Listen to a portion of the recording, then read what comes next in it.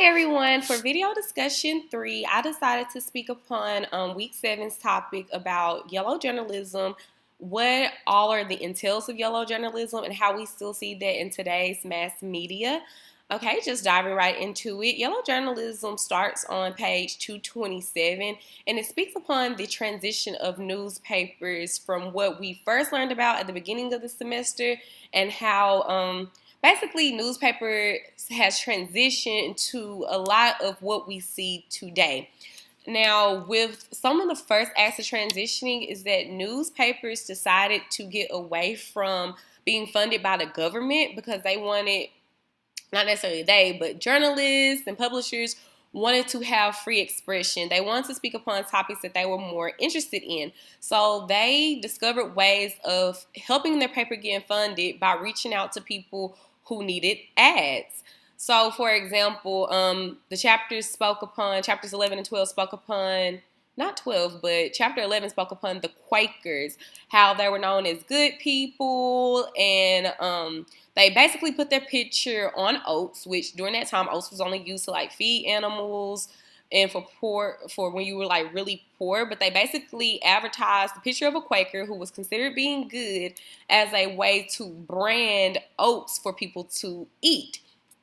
Now, since people were really on the Quakers oats food, typically newspaper publishers wanted them to pay for their ads being inside their newspapers. Since they were so popular at the time, a lot of people will be willing to grab that newspaper because they see that familiar brand. And that was another way that journalists were able to actually fund their newspapers. So I know they got a little wordy, so let me just back it up a little bit. So newspapers were limited with the content that they could put out because they were being funded by the government. So if their opinions were not in favor of the government, then most likely their newspaper wasn't going to be supported or funded. But since advertisements became popular, and that's why I use the Quakers for an example, publishers started realizing that they can achieve or retrieve other forms of income to fund their papers. So that really helped with transitioning newspapers and the content that they could put in there all together. They weren't as limited. So instead of reading about a lot of war and government policies and all that good stuff, people were actually able to put out stories and things that was entertaining to the public eye. So going further into yellow journalism and some of the beginning acts of yellow journalism would be based on Joseph Pulitzer and William Randolph Hearst.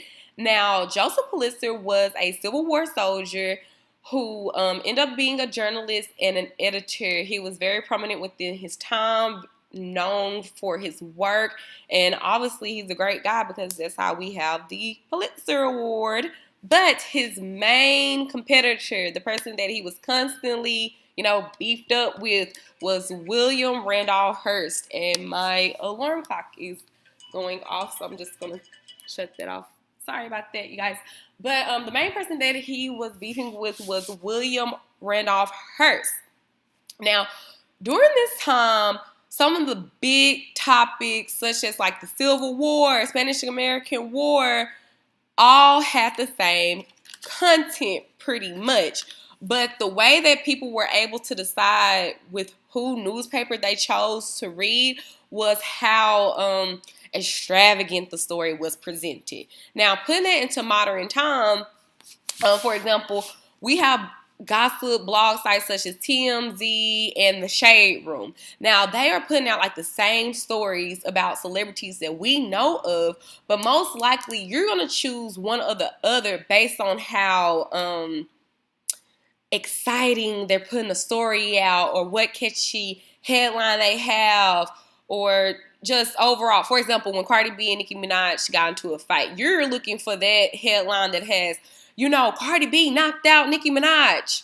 That's the one that's going to grab your attention. So putting it back into their time, that's pretty much how it was. And William Randolph Hearst was known for having those very appealing headlines and spicy stories. Now, one of the stories that he is known for, well, not necessarily stories, but one of the famous quotes that he's known for that led into stories that he had wrote was based on the Spanish-American War. Now, a quote that Dr. Hart had spoke upon that I had went and read upon, which you can find on page 243. It really begins on page 243 and it goes into page 244. Is when the Spanish-American War was going on, and his partner, Remington, basically was saying that he was ready to go. You know, the war was kind of boring, wasn't much popping off or going on.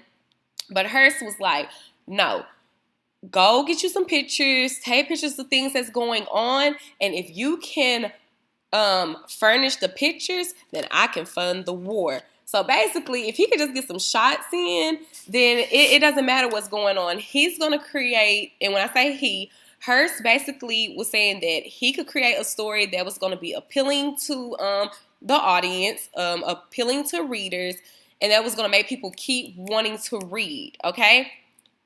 Now, that can be a little flaky, and we see a lot of that in today's age. And I really want to go back to the quote of how people say that, and Dr. Hart spoke upon this about how photos and videos are worth 1,000 words. And I'm so happy that he brought that up, because I was just preaching to my friends about how, as someone who's into media, someone who's a videographer, you cannot believe everything that you see on social media or reality TV, because these stories can be fabricated and they can be edited to basically give misleading information. All that you see is not true, you guys. People will edit content to make it more aligned and more appealing to the audience they are wanting to attract, okay? So I got to move on because my time is getting there. I'm trying to keep it under 10 minutes. So trying to go back to my point. So basically, William Randolph Hearst was one of the founding fathers of putting out misleading content in order to have a spicy story and to knock out his competitors. And we learned a little bit more about that in chapter 11 based on the New York Zoo incident about all the animals breaking loose. And you can find that on page 205. And basically the story was a lie just so it can grab people's attention about safety precautions. Now, although they fabricated a story for good intent, that isn't always the case in this day and age. And one prime example I'm going to say, Dr. Hart spoke upon the Me Too movement. So I'm going to speak upon another very popular story that's going on, and that would be the R. Kelly case. Now, to hear my full opinion on that, that would have to be a whole nother entire video, so I'm going to try to give you a quick snippet on my thoughts on that. Now, I grew up in a household where R. Kelly was played all the time. My father had all R. Kelly albums. I grew up listening to R. Kelly. Now, the stories that are being brought up now in 2019 are stories. Half of the stories were already going on. We all knew about the R. Kelly and Aaliyah scandal. That has been going on for years. We know about the sex tape with him back in the day. That has been going on for years. Now, a lot of the news stories that are out now, I'm not going to say that they all aren't true, but I'm a firm believer that just because somebody has a track record of doing wrong, it isn't fair to that individual to come up with other things out of the woodwork to make them look worse than who they are. I'm not saying that the stories that have been told about R. Kelly are all lies, but I will say that I do feel like some things are exaggerated based on media people make their living off of giving us individuals content. And if you don't have any content to put out, you're not making money. So I really believe that people who work in media will take old stories, put a little spin on them to grab new attention of people who didn't know more about the story growing up. Because when the R. Kelly stuff was going on, I was a little girl. I didn't know much about it. But they went back to dig up new information so people of my generation can get on board, get more engaged. They add a little spin, yada, yada, yada. So I got to move on because I'm almost at 10 minutes. But basically, that's a prime example of yellow journalism. And especially when a lot of people don't come out and say who they are to let you know, like, is it true or not, to go back. And because the thing is, if you really care about protecting women and for, you know, women who are sexually abused and sexually harassed, for that to be an end to that, you're not going to be ashamed to put your name out there, to put your face out there, to make a stand. So when it comes to things like that, I'm a little on the fence about it, because I know if I wanted to make a woman's empowerment movement, I'm going to put my face out there. Now, I'm already at 10 minutes, but I'm going to run a little bit over because I want to get this other point out. Now, I want to speak upon Nellie Bly. I will say I'm so happy I read upon her, and you can read about her too on page 231. Phenomenal woman. Now, tying in her and yellow journalism, the thing about her is that she knew her newspaper needed more circulation.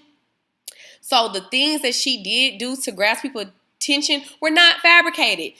As a journalist, she made it her duty to actually be in an insane asylum for 10 days to get a good story, to tell about how people mistreated, and end up getting mental asylums funded so they can be people who are victims can be treated better.